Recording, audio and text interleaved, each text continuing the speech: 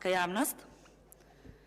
Имено на состојбата во собранијата заради тоа што ние денеска сведочиме за школски пример за тиранија, заради тоа што ние имаме апсолутен владетел, узурпатор, деспот, кој што спроведува сила, моќ, со цел да заштити неколку тисни партиски бизнес интереси на неколкумина од власта, па затоа ова парламентарно мнозинство кое што себе си се декларира како европски и прогресивни, не имаат слух за апелите кои што овие денови стигнуваат токму од амбасадорот на делегацијата на Европската унија во Македонија, од меѓународната заедница, дека имаме злоупотреба на европското знаме, на закони, замислете, кои што се однесуваат на класична експлоатација на труд, на злоупотреба на работна сила, на злоупотреба на народот на Република Македонија.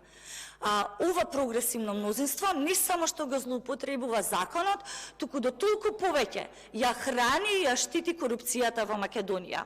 Дополнително, да не заборавиме дека со ваквото однесување и со овој криминален пакет на закони кои што се обидуваат да го протнат во скратена процедура овдека во собранието, ја погазуваат, односно ја прекршуваат спогодбата за стабилизација и асоциација која што имаме подпишана како земја уште во 2001 година.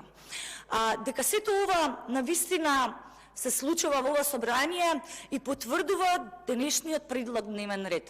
Замислете, на денешниот предлог дневен ред, ова парламентарно мнозинство за предпоследна точка го става извештајот за работата на Државната комисија за спречување на корупција.